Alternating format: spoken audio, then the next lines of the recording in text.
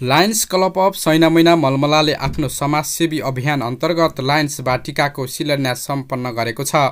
कार्यक्रम सैनामैना नगरपालिका वडा नम्बर 6 मा रहेको दुधराक्सिया स्वास्थ्य चौकीको प्राङ्गणमा सम्पन्न भएको हो। शिलान्यास समारोहमा प्रमुख अतिथि लायन्स क्लब अफ 325 पीका डिजी डिस्ट्रिक्ट गभर्नर पुरुषोत्तम प्रधालाङले लायन्स क्लब अफ सैनामैना मलमलाले यस अगाडि पनि समाजमा धेरै काम गरेको भन्दै यो एउटा स्वास्थ्य चौकीमा बाटिका स्थापनाले उपचार गर्न आउने बिमारीहरूका लागि बाटिका महत्त्वपूर्ण हुने बताउनुभयो। उहाँले जिल्लाबाट समेत सहयोग गर्ने बताउनुभयो। यस्तै केन्द्रीय स्तरबाट समेत $5 देखि $10 ल्याउन सकिने र त्यसको लागि प्रस्तावना तयार पार्न आग्रह गर्नुभयो। लायन्सका प्रत्येक मेम्बरले समेत सहयोग गर्ने भन्दै सुरु गरेपछि समापन हुन्छ भन्दै काम गर्न थप प्रेरणा प्रदान गर्नुभयो। विशेष गरेर सैनामैना मलमला संघको जुन क्यापेबिलिटी छ, म त अध्यक्ष सरलाई के अनुरोध गर्न चाहन्छु भने इन्भाइरोमेन्ट अन्तर्गतको एउटा इन्टरनेसनलको प्रपोजलै तपाईँहरूले बनाउन सक्नुहुन्छ। त्यस कुरामा तपाईँहरू अध्ययन गर्नुभयो भने त्यति साह्रो गाह्रो चाहिँ छैन। कमसेकम $5 देखि $10,000 ल्याउनलाई हामीले कुनै म्याचिङ ग्रान्ट राख्नु पर्दैन।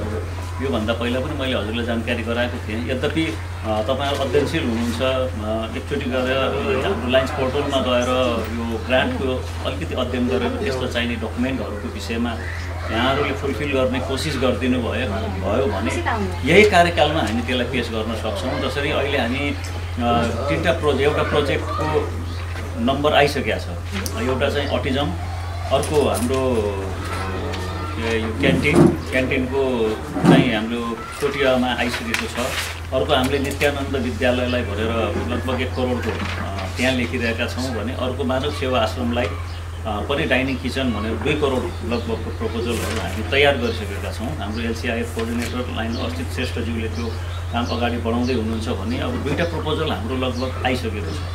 त्यसमा हामीले केही लगभग भन्नाले अब उताबाट हाम्रो रिप्लाईहरू आइसकेपछि हामीले त्यसलाई समिति गठन गर्ने कार्यहरू अगाडि बढाएर त्यसलाई समापन गर्नेछौँ। र अब हामीले गर्ने $10,000 सम्मको कुरालाई यिनीहरूलाई चाहिँ पाइपलाइन चाहिँदैन। त्यसकारणले म्याचिङ ग्रान्ट पनि चाहिँदैन, पैसा पनि राख्नु पर्दैन। एज अ इन्भाइरोमेन्टमा हामीले यो प्रपोजललाई पठाउन सक्यौँ भने मलाई लाग्छ यसबाट पनि केही हामी उपायहरू निकाल्न सक्छौँ। यद्यपि तपाईँहरू दिनुभएको प्रपोजल एनएलएफको प्रपोजलमा जति सक्दो तपाईँहरूको धेरै त हुँदैन, यद्यपि जति हुन्छ त्यसलाई चाहिँ पर इयर दिँदै हामी गर्दै जानेछौँ। किनभने त्यसमा लगभग 15-16वटा प्रपोजलहरू अहिले परेको छ। चैत मसान्तसम्मको ब्याजले कति धान्छ त्यो क्लबहरूलाई हामी डिस्ट्रिब्युसन गर्छौँ। हामीले बढीभन्दा बढी तपाईँहरूलाई पनि प्रायोरिटी दिनेछौँ।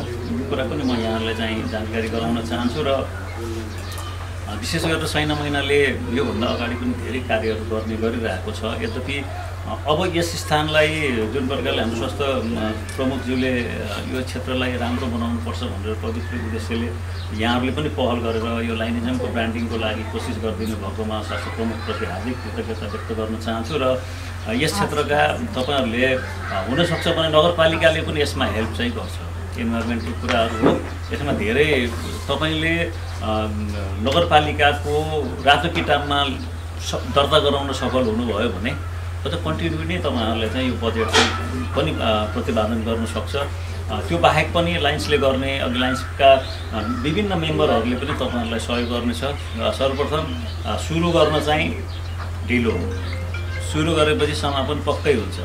कार्यक्रममा फर्स्ट भाइस डिजी बलराम भट्टराईको विशिष्ट आतिथ्यता दुधराक्सी स्वास्थ्य चौकीका प्रमुख खगराज पोखरेल, दीपक कुमार श्रेष्ठ, खिमबहादुर हमाल, मीना पन्थी, सुशीला पन्त, सल्लाहकार लेखनाथ गैरे लगायतको आतिथ्यतामा सम्पन्न कार्यक्रममा बोल्ने वक्ताहरूले समाजमा हरियाली प्रवर्धन गर्न यस्ता परियोजनाहरू आवश्यक रहेको बताएका थिए।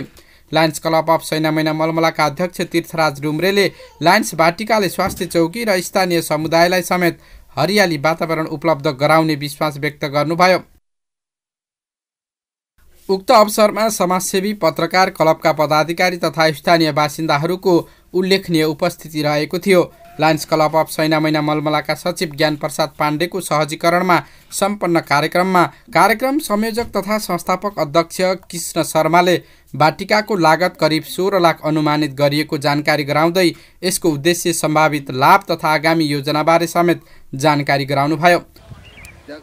हरिः ओम ब्राह्मणोऽस्य मुखमासीद्बाहो राजन्यः कृतः ऊरु तदस्य जदवस्य पदिव्यागुं शूद्रो अजायत वनस्पतिरसो धूपो गण्डाद्यो गण्डोत्तमम् आगृह्य सर्वदेवानां धूपोऽयं प्रतिगृह्यतां धूपमाग्रापयामि नमः शङ्कराय च मयस्कराय च नमः शिवाय च शिवतराय च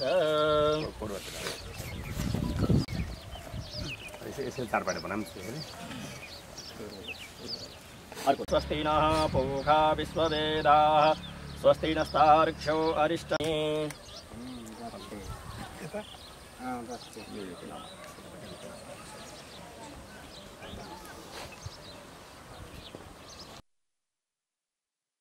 लायन्स क्लब अफ सैनामैना मलमलाले सामाजिक सेवाका विभिन्न क्षेत्रमा योगदान गर्दै आएको छ। बगैँचाको निर्माणले स्वास्थ्य चौकीमा सेवा लिन आउने उडावासी र नगरवासीलाई खुल्ला वातावरण प्रदान गर्नुका साथै सौन्दर्यकरणमा पनि योगदान पुर्याउने विश्वास गरिएको छ।